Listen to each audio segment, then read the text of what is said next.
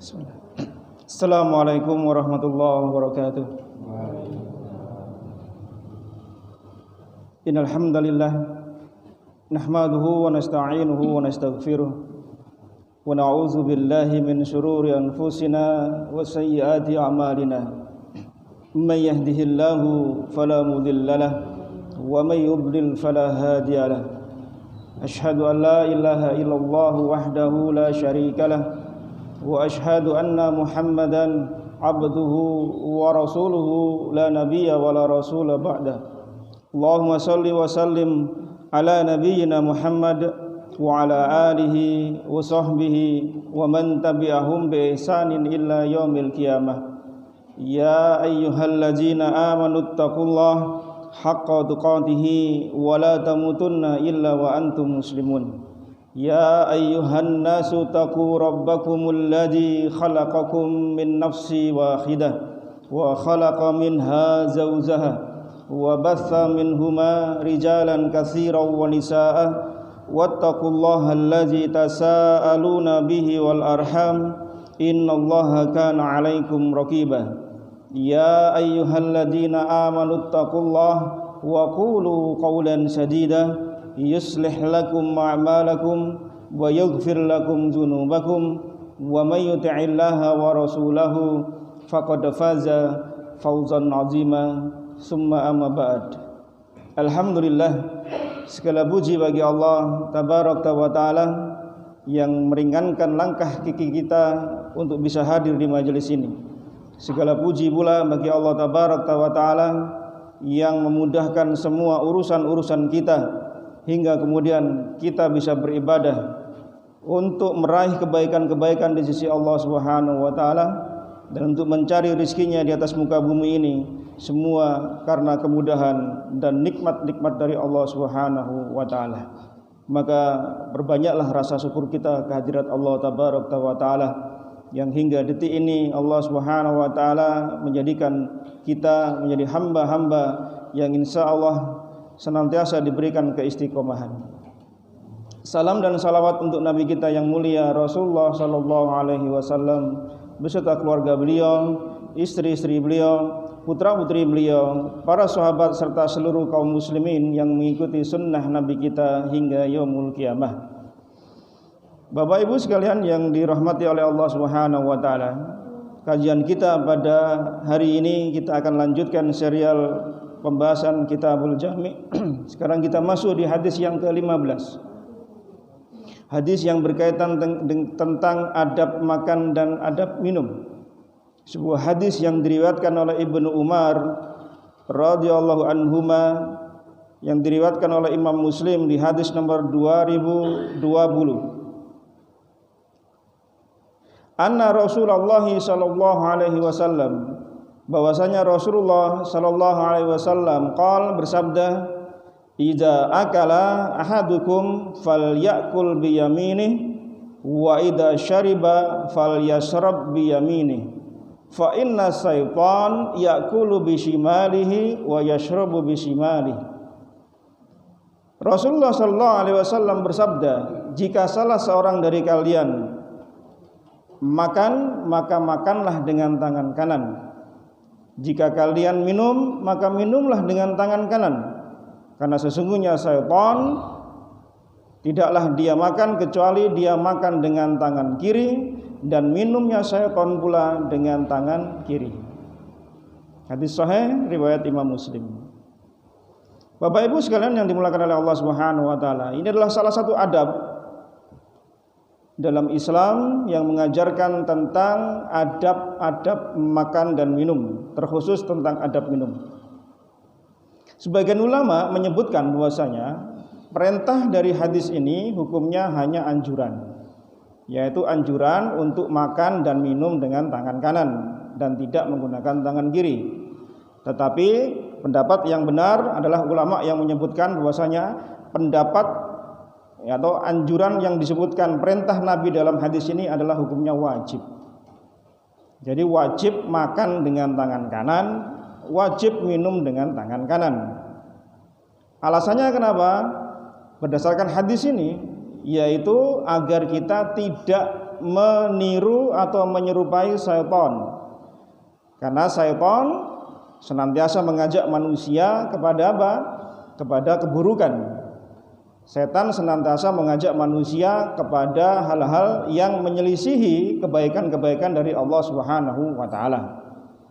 Maka perintah yang Nabi sebutkan dalam hadis Muslim ini bukan hanya sekedar anjuran atau sunnah, mustahab, tetapi dia hukumnya wajib. Artinya jika ada orang yang tanpa uzur, tanpa sebab syar'i, kemudian dia makan minum dengan tangan kiri, maka dia berdosa. Karena hukum wajib konsekuensinya adalah dosa bagi siapa yang melanggarnya. Allah Subhanahu wa taala berfirman dalam surah Fatir di ayat yang ke-6, "Innas syaitana lakum aduwwun fattakhiduhu aduwwan innama yad'u hizbahu liyakunu min ashabis sa'ir." Allah Subhanahu wa taala berfirman berkaitan dengan syaitan, sesungguhnya syaitan itu adalah musuh bagimu. Ya. Maka anggap dia musuh. Ya, ini perintah dari Allah Subhanahu wa taala memberitahukan pada kita setan itu musuh kita bersama. Maka jadikan setan itu musuh, jangan sebagai teman. Nah, kalau ada orang makan dengan tangan kiri berarti dia meniru perbuatan setan. Padahal Allah memerintahkan untuk menjadikan setan itu sebagai musuh. Nah, masa ada orang yang bermusuhan dengan sesuatu kemudian dia berakrab-akrab dengan musuhnya? Tidak mungkin. Maka ketika Allah Subhanahu wa taala memerintahkan kepada kita untuk menjadikan setan itu sebagai musuh karena setan itu memang musuh, maka jangan makan minum dengan tangan kiri. Karena apa? Karena setan itu senantiasa mengajak golongannya kepada apa? Kepada api neraka yang menyala-nyala. Jadi ketika ada seorang hamba yang dia bermudah-mudah makan minum dengan tangan kiri dengan alasan ini kan hanya anjuran atau tidak ada perintah bahkan, maka waliyadzubillah ini menjadi terlarang. Karena apa? Dia telah menyelisihi Al-Quran, telah menyelisihi Al-Hadis. Karena Al-Quran menjelaskan dengan tegas setan itu musuh, jadikan dia musuh.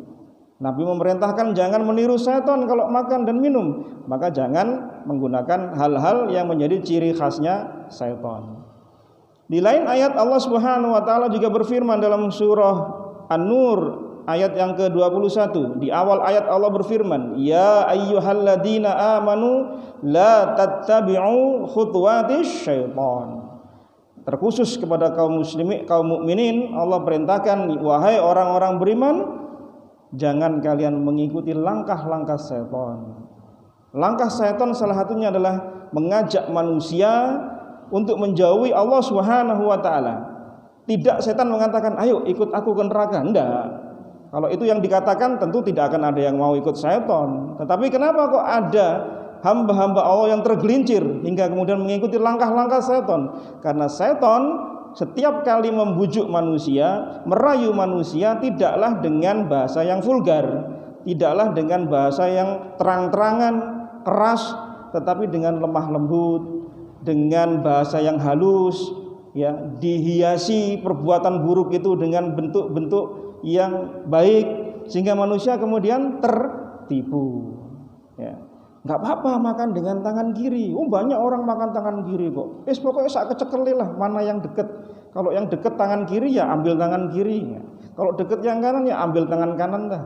Nah, ini ucapan setan supaya apa? Supaya manusia tergelincir untuk mengikuti langkah-langkah setan. Padahal kita diperintahkan oleh Allah, la tattabi'u khutuwatis syaitan. Jangan mengikuti langkah-langkah setan. Artinya apa? Setan itu punya banyak langkah, punya banyak tipu daya, punya banyak perangkap. Satu perangkap kita lolos, kita akan terjebak pada perangkap berikutnya. Dan setan tidak akan pernah berhenti menggoda manusia, memerangkap kita sampai mendekati akhir hayat, setan akan terus menggoda kita. Enggak akan berhenti.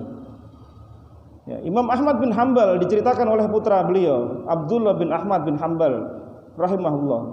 Ya, ketika mendekati nazaknya, ya, sakaratul mautnya Imam Ahmad bin Hanbal, maka Imam Ahmad bin Hanbal dalam keadaan pingsan, ya, tidak sadar mengucapkan tidak.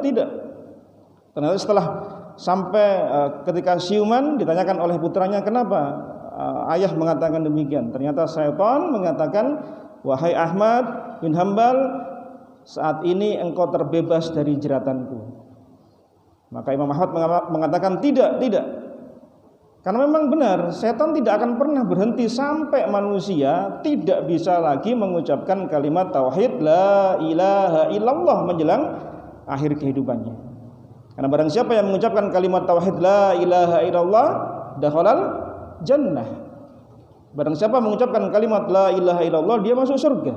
Setan enggak ingin manusia itu masuk surga, ingin mengajak pada golongannya, ingin mengajak kepada tempatnya, yaitu di nerakanya Allah Subhanahu wa taala. Maka jangan pernah tergiur, jangan pernah terperdaya dengan bujuk rayu setan. Apakah kemudian seorang yang menuntut ilmu, orang yang sering hadir di majelis kajian, yang sering datang untuk mengikuti kajian-kajian, apakah mereka juga bisa terbebas dari jerat setan? Tentu tidak. Setan akan terus menggoda manusia. Yang pertama yang digoda manusia yaitu agar mereka menjauhi majelis ilmu. Seorang hamba dijerat oleh syaitan itu dengan cara agar manusia jauh dari ilmu. Mengapa kok jauh dari ilmu yang dijadikan jerat pertama? Karena kalau manusia tahu ilmu, maka dia akan tahu mana yang halal, mana yang haram, mana yang diridhoi Allah, mana yang tidak diridhoi oleh Allah, mana jalan menuju surga, mana jalan menuju neraka. Setan tidak mau. Maka setan menggoda manusia agar tidak datang ke majelis ilmu, menggoda manusia agar tidak senang dengan kajian-kajian. Tetapi kemudian ada manusia-manusia yang Allah berikan hidayah agar dia bisa lepas dari jerat yang pertama, dia tetap datang ke majelis ilmu. Dia singkirkan bujuk rayu setan bahwasanya ilmu itu tidak manfaat, ilmu itu hanya kalau ngaji hanya buang-buang waktu. Itu pekerjaannya orang yang nganggur saja yang taklim itu. Lihat, ya jam-jam segitu padanya orang kerja kok masih ikut taklim. Itu orang nganggur-nganggur semua. Itu bujuk rayu setan. Ya. Tapi ada manusia yang kemudian menepis ya bujuk rayu setan seperti ini, maka dia tetap datang ke majelis ilmu. Dia tetap mengikuti kajian-kajian. Apakah kemudian orang seperti ini lolos dari jeratnya setan? Apakah orang ini dibiarkan terus datang ke majelis ilmu melenggang kangkung dia cari ilmu? Nah, setan akan terus mengejar dia dengan perangkap yang berikutnya. Apa perangkap setan berikutnya? Siapa yang tahu? Ada orang yang lolos dari jeratan pertama supaya dia enggak nuntut ilmu. Ternyata ada orang yang lolos supaya dia tetap datang ke majelis ilmu. Datang ikut kajian di masjid, di mushola, di tempat-tempat kajian, dia tetap datang. Dia abaikan jerat yang pertama. Apa kemudian dia lolos dari jerat yang berikutnya? Tidak. Apa jerat berikutnya? Manusia dipalingkan dari niatnya menuntut ilmu dengan cara yang benar. Sehingga kemudian ilmu yang dia cari, ilmu yang dia timba, ilmu yang dia pelajari tidak menjadi berkah dan manfaat untuk dirinya. Apa? Yaitu niatnya dipalingkan. Ada ulama banyak yang menyebutkan tentang sebab-sebab tidak berkahnya ilmu. Salah satunya adalah manusia dipalingkan dari niatnya untuk menuntut ilmu. Orang menuntut ilmu, kata Imam Ahmad bin Hambal rahimahullah, tujuannya adalah untuk mengangkat kebodohan dari dirinya dan mengangkat kebodohan dari orang lain. Mengangkat kebodohan dari dirinya, iya, dia butuh ilmu. Semakin banyak orang mempelajari ilmu, maka semakin faham dia dirinya adalah orang yang bodoh, orang yang jahil. Kemudian setelah itu dia sampaikan pada orang lain, dia dakwahkan, maka dia mengangkat kebodohan dari orang lain. Tetapi kemudian setan memalingkan niat seperti ini apa? Niatnya supaya dia disebut orang alim. Dia datang ke majelis taklim supaya dia dikatakan orang rajin untuk mengikuti majelis taklim. Supaya dia dikatakan orang senior dalam ilmu. Supaya dia bisa membantah orang-orang bodoh di antara mereka. Supaya dikatakan dia pinter. Banyak wacana, banyak wawasan, kemudian dia bantah orang-orang yang bodoh. Ini tidak benar jemaah sekalian. Maka setan tidak akan pernah berhenti menggoda kita. Langkah-langkah setan itu banyak. Maka jangan diikuti. Maka setiap kali kita datang ke majelis ta'lim dimanapun berada, terkhusus di masjid kita ini, maka niatkan lurus untuk mencari ridha Allah Subhanahu wa taala. Agar kebodohan dari diri saya ini terangkat. Agar saya nggak paham tentang ini jadi paham. Kemudian kita amalkan. Kalau sudah paham kita amalkan, kita ajak orang lain untuk bisa mengamalkan pula bersama-sama dengan kita. Tetangga kita, kerabat kita terutama, dan orang-orang terdekat kita. Maka semoga Allah Subhanahu wa taala menjadikan negeri kita ini menjadi negeri yang baldatun thayyibatun wa rabbun ghafur, karena ahlinya, penduduknya orang-orang yang bertakwa yang dilandasi dengan ilmu. Bapak Ibu sekalian yang dirahmati oleh Allah Subhanahu wa taala. Dan di antara langkah-langkah syaitan ketika Allah Subhanahu wa taala berfirman dalam surah Al-Isra di ayat yang ke-26 dan di ayat yang ke-26 dan 27. Wala tubazzir tabziran innal mubazzirina kanu ikhwanash syayatin. Jangan kalian menghambur-hamburkan harta, jangan boros. Karena mubazir itu ikhwan, saudaranya syaitan. Jadi tidak boleh boros jemaah sekalian. Itu termasuk langkah-langkah syaitan. Pelit juga tidak boleh, karena itu termasuk bujuk rayu dustanya syaitan agar harta kita nggak berkurang. Boros juga itu langkah-langkahnya syaitan. Maka bagaimana yang benar dalam membelanjakan harta? Yaitu pertengahan. Tidak terlalu boros dan tidak bakhil. Ya, orang takut hartanya berkurang kemudian dia berhemat, hematnya setengah mati.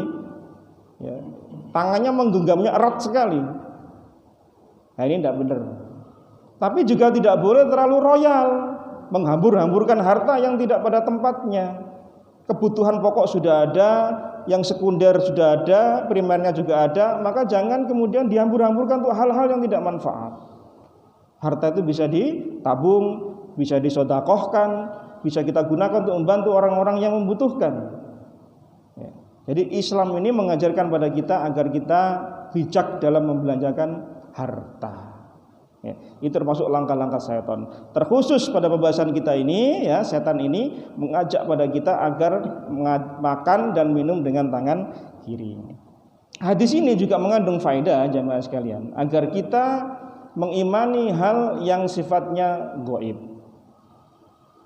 Ya, hal yang terkait tentang ini kita mengimani tentang hal yang gaib, yaitu apa? Syaitan itu makan dan minum. Kita kan nggak tahu jemaah sekalian, setan makan minumnya ya apa.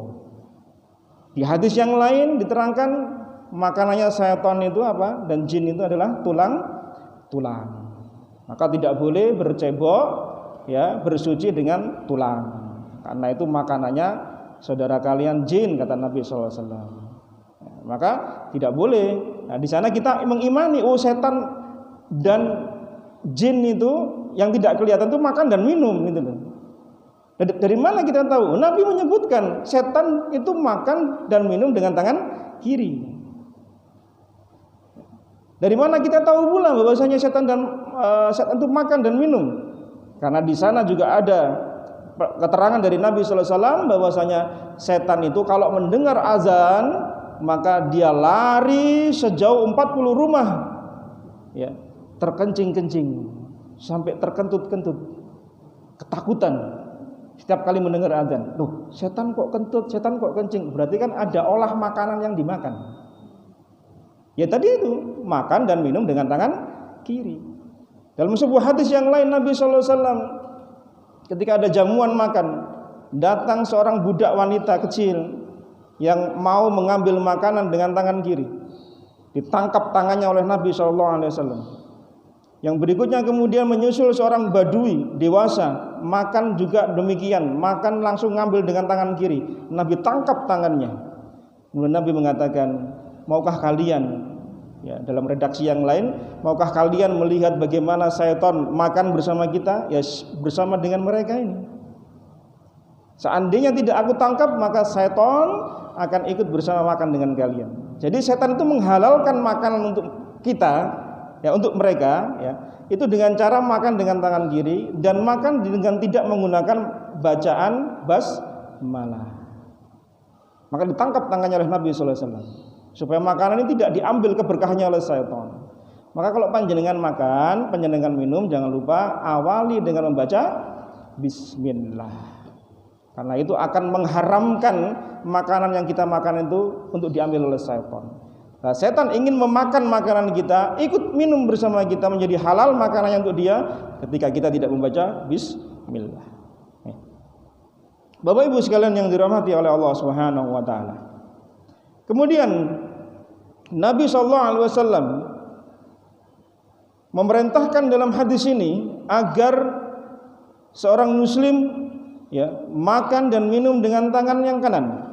Dan ini sifatnya perintahnya wajib. Karena di hadis yang lain dalam Bukhari dan Muslim, ketika Nabi sallallahu alaihi wasallam makan bersama dengan putra dari Ummu Salamah radhiyallahu anha, Umar bin Abi Salamah radhiyallahu anha, maka ketika Umar bin Abi Salamah yang masih kecil waktu itu makan dengan tangan kiri, kemudian tidak baca bismillah, makan dari yang terjauh, kemudian diperintahkan oleh Nabi sallallahu alaihi wasallam, "Ya gulam, kul biyaminik wa kul sammillah." Wahai anak muda, makanlah dengan tangan kananmu, bacalah bismillah, dan ambillah yang terdekat, dalam hadis yang lain. Kemudian dikatakan oleh Umar bin Abi Salamah, setelah aku besar maka gaya makanku seperti ini, yaitu membaca bismillah, makan tangan kanan, dan dengan mengambil yang terdekat. Ini termasuk adab-adab jemaah sekalian. Ya, di sana adab makan dan minum itu banyak dibahas oleh para ulama.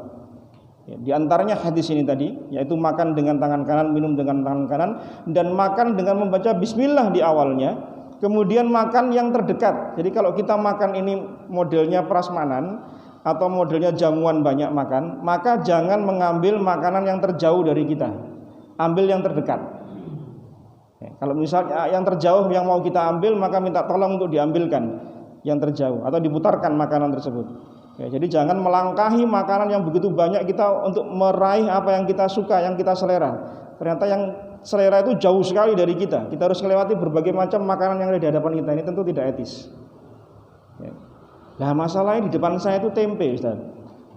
Ayam, ikan bakar, yang enak-enak itu jauh sebelah sono. Ya, gimana caranya ini? Suruh makan yang terdekat. Yang terdekat itu tempe, saya nggak suka tempe. Ya, minta supaya yang jauh itu supaya didekatkan ke kita. Ya, karena kalau modelnya makanannya model prasmanan atau modelnya jamuan yang banyak. Nah, ini termasuk adab-adab dalam makan dan minum agar kita apa? Tidak menyerupai syaitan. Kalau ada orang yang kemudian tetap membangkang, tetap kemudian menggunakan tangan kirinya, yang kita khawatirkan jemaah sekalian, karena hukumnya itu tidak hanya anjuran, sunnah mustahab untuk makan dengan tangan kanan, minum dengan tangan kanan, tetapi wajib. Maka kita khawatir kalau ada orang yang membangkang dengan mengatakan, "Oh, enggak apa-apa, saya tangan kiri aja." Maka kita khawatir dia kena doanya dari Nabi SAW.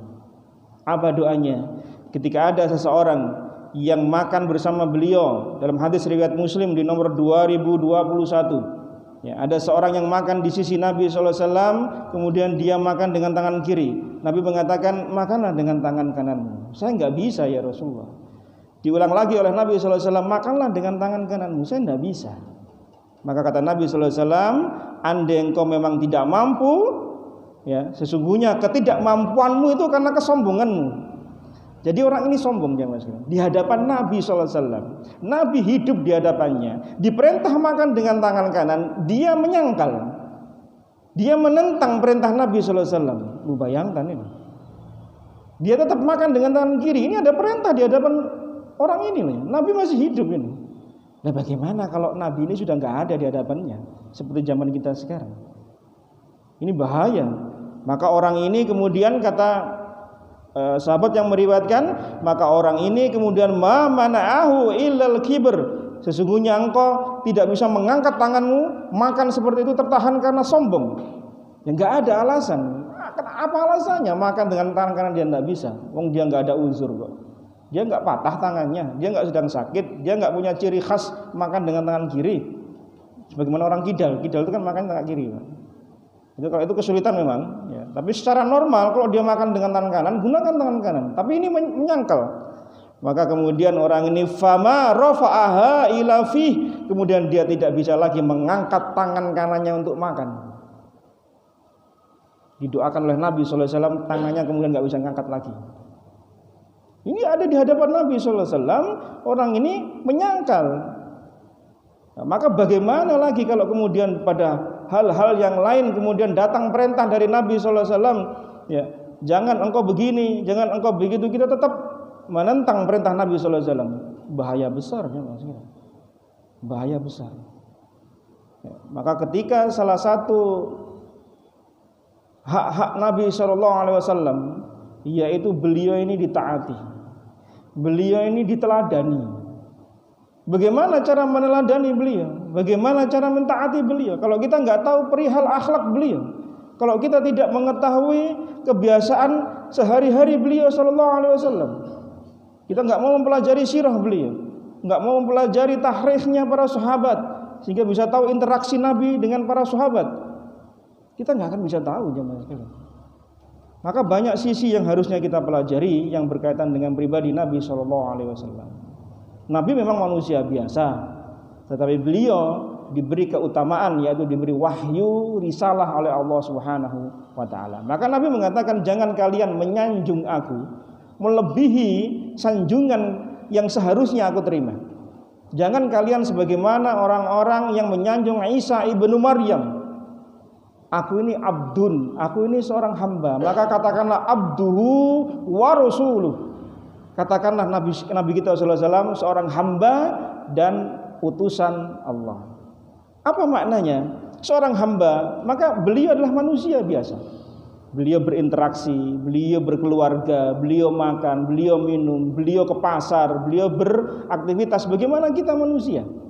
Maka jangan diangkat posisinya melebihi posisi sebagai seorang manusia. Tetapi pula jangan direndahkan, karena beliau seorang Rasul, manusia yang istimewa, diberi oleh Allah sebuah risalah.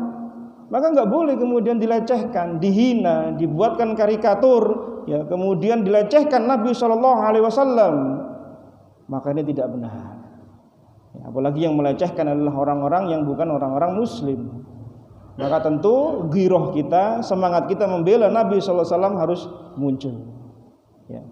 Minimal ada kecemburuan dalam hati kita. Seorang muslim ada nabinya yang dihina.